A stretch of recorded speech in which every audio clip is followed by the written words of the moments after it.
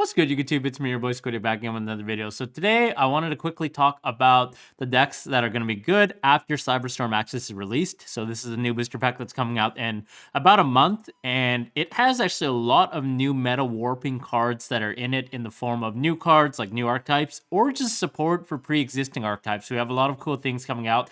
We have support for the Superheavy Samurai that actually makes them really, really scary off like a 1.5 card combo. So like one card and a discard, you can get like a board full of like up to 4 to 5 negates, which is absolutely insane. And you have like 3 cards in hand. So it's really, really powerful. We're getting some Stellarknight support as well. And we're getting some Purrely support. I know this deck is quite good in the OCG as well. So without further ado, let's just really quickly take a look at the decks that'll be good. And this is assuming that there's going to be a ban list to coincide around the time of the release with the new set. So I'm assuming, at least for Nationals, if not for YCS Philadelphia, we're going to get like a new format and these new cards as well. So it's going to be a completely different format. But with that in mind, I think Branded is still going to be like a decent deck. We just got spoiled in the new OTS that Branded Fusion is going to be an ultimate rare, so the chances of them hitting it are rather slim. I know they've actually hit cards that have been in the ultimate slots in the past before, but that doesn't mean that, you know, like, I think there's some coordination, so it doesn't mean that it's going to get absolutely neutered. I would imagine that the deck will still be playable. And Branded was still decent in the OCG, even though it was limited to 1 for the Branded Fusion, so I think this deck will still be decently good. Obviously, Ash and Dimensional Barrier are going to keep this deck in check, but they are getting some new support in the Cyberstorm Access as well. They're getting a new Fusion monster as well as a new monster that's, it's not a Cliche, but the other one, Cartesia, I believe, that's also playable. So we're going to see some new combos with this deck. It just continues to become more consistent. And then moving on is Kashtira. Obviously, they're probably going to hit this on the ban list because it's by far the strongest deck right now, doing unfair things like locking up to 5 monster spell and trap zones, so your opponent cannot play, period. And then a Rise Star just being a general nuisance. I would imagine that they hit this deck in some capacity, shape, or form, similar to how it is in the OCG. So limiting Kashtira Fenrir, limiting Kashtira Unicorn, and then also limiting the field spell just to hurt their consistency. And potentially also banning Diablosis in the TCG, because we don't have cards like Maxi to sort of keep that combo in check.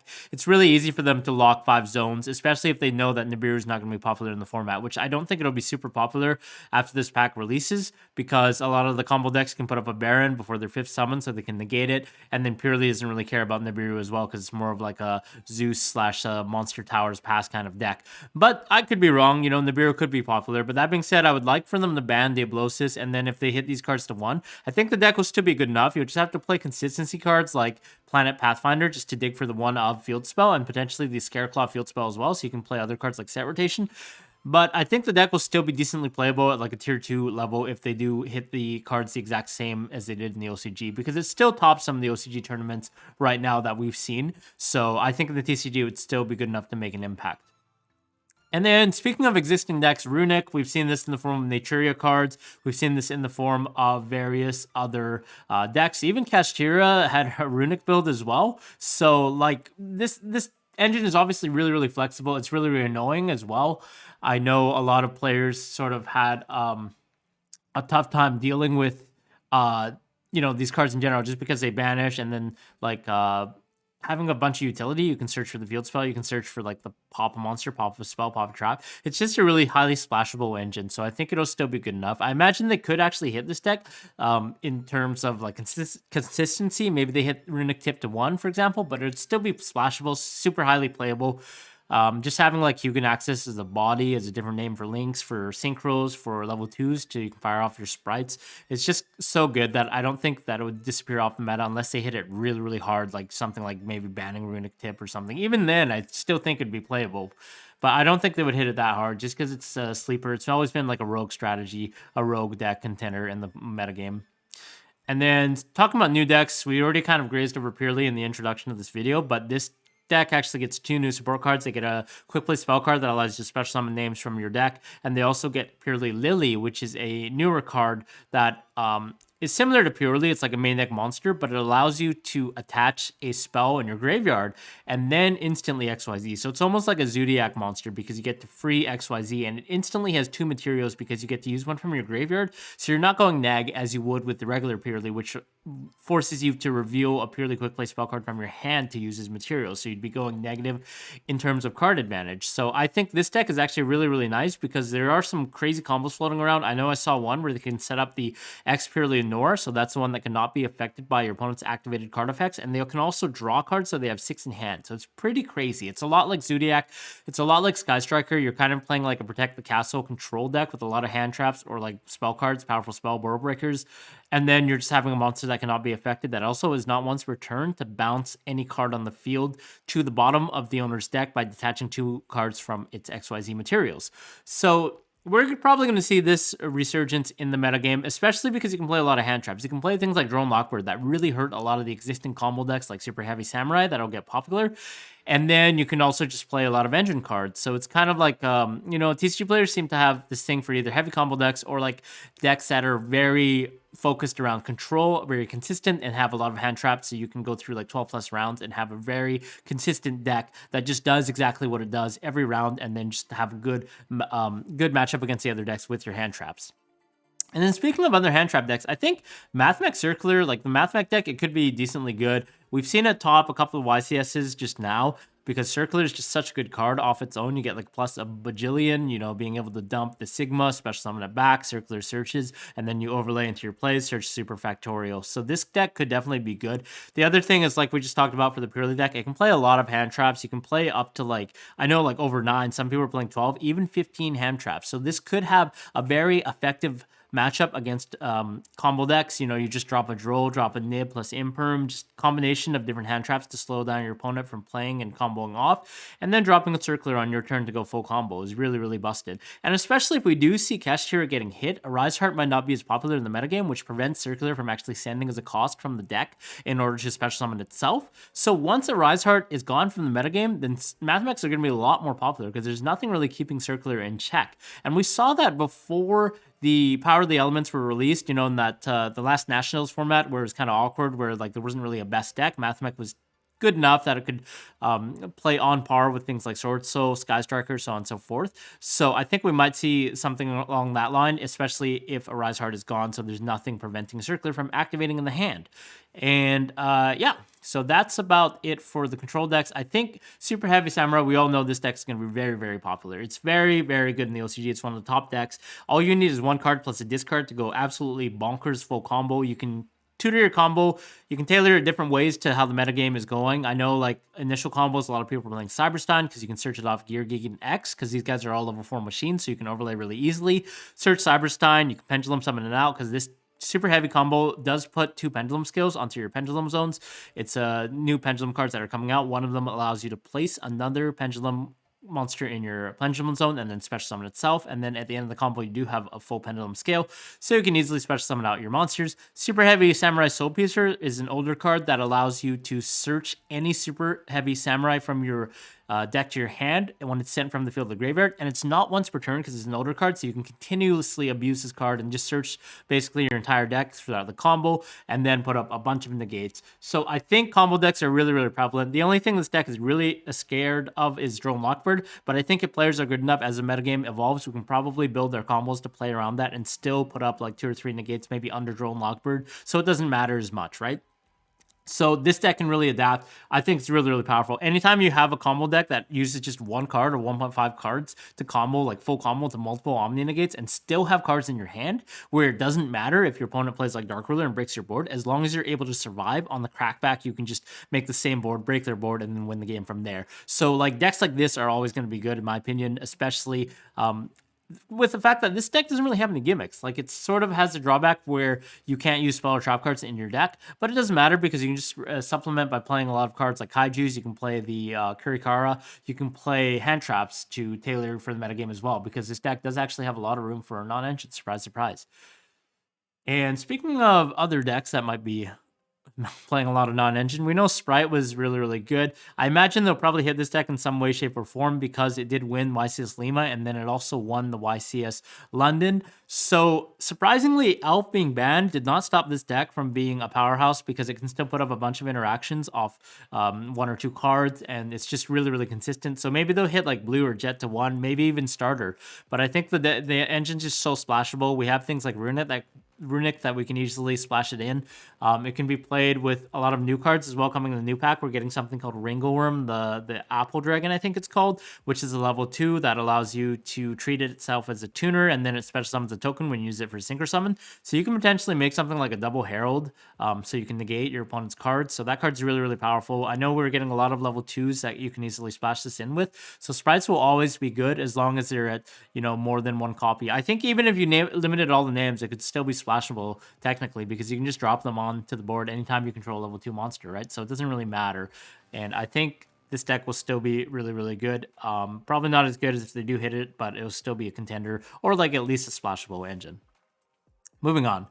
Stellarknights. So these guys are actually getting a plethora of new support in the Cyberstorm Access, and they've kind of been overlooked. I know the deck's not super, super powerful in the OCG, and I'm not really sure how the end boards look, how this functions. I would guess it's some kind of mid-range / control deck that can also combo, because we did have the old builds back in the day where they played a lot of traps, because obviously you have Stellar Nova Alpha, the one that tributes and then to negate something and then you draw a card. But it could just be a very combo-based deck as well. I know some of the new cards special summon and they spam the board, and we have a lot of good support for this existing, so I think this actually could be a decent tier 2 option. And the cards are kind of cheap right now, so if you guys are looking for like a cheap, potentially good rogue meta contender, you could definitely pick those cards up. And I guess they'll probably get reprinted in the future as well, either in the OTS or maybe in the tins. Moving on is Labrynth. Obviously, this is not the best deck, but we're getting at least one new support for it, indirect support in the form of Chaos Angel, which is a synchro monster level 10 that allows you to synchro summon it using non-tuners as long as you have a light and or a dark monster on your field that equals to level 10. And when that monster's summoned, you can banish any card on the field targeting. And then the other effect is if it was used a light monster to synchro summon it, your synchro monsters are unaffected by your opponent's activated effect. So it's a pseudo Psychic and Punisher that you don't have to have a tuner for, and you can really easily make it in this deck, especially if you play things like, you can use your hand traps, you can kind of modulate your levels. You have a lot of ways to summon that, and I believe that card is a fiend as well, so when you're locked under the restriction of Welcome Labrynth, you can still synchro summon it to get over bigger monsters that you can't normally deal with this deck without your traps. So I think that's like an indirect support. I don't know if it's good enough to push this deck in tier 1 status, but from what we've seen in the past YCS, this deck is definitely good enough to hold its own, at least on a tier 2 status. So I think it's definitely a good rogue meta contender. It's not going to get hit by any capacity, except if they hit something like Pot of Prosperity indirectly, but you can just adapt by playing things like Pot of Extra, for example. So it's still going to be good in my opinion. What else do we have?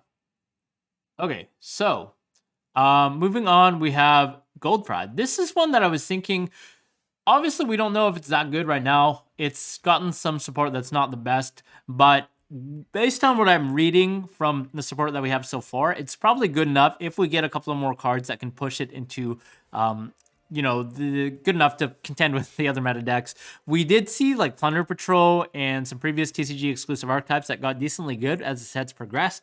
And from what I'm seeing in the Gold Pride, they all have like good effects where they can sort of tutor each other out. We have like a deck searcher. We basically have a bird call that's even better than bird call, if I'm not mistaken.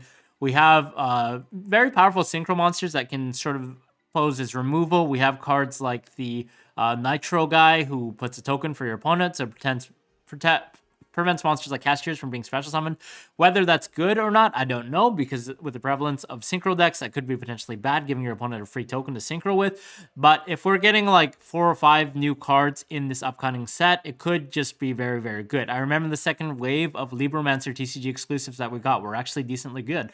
So you never know. These cards are relatively cheap right now. I would encourage you guys to pick them up if you haven't already, at least a playset. I know these cards are like a couple of dollars each, so it's always good, because if they do end up good, then they're going to go up in price. We saw Libromancer Fire, for example, go up to 10, 15 when the deck started being played at YCSs. So maybe this deck could just be a sleeper. It could be suddenly good in the TCG. It could be even a splashable engine with something like the Punks, maybe even like Superheavy Samurai. We don't know, right? Like we can't tell unless the new cards come out and they're spoiled. So I would say this deck could be a very, very potential contender.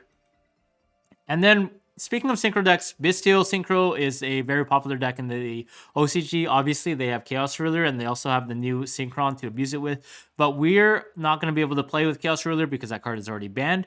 But we do have a lot of other good level 8 monsters as well, synchros, in terms of Borreload, Savage Dragon as well. And then maybe just like splashing this in an engine. We don't have Maxi in the format, so combo decks are really left unchecked relatively, other than something like a Nibiru. So we can maybe combo off, and maybe this could be even combined into some other combos like the Superheavy Samurais and just playing like a bunch of Bystials.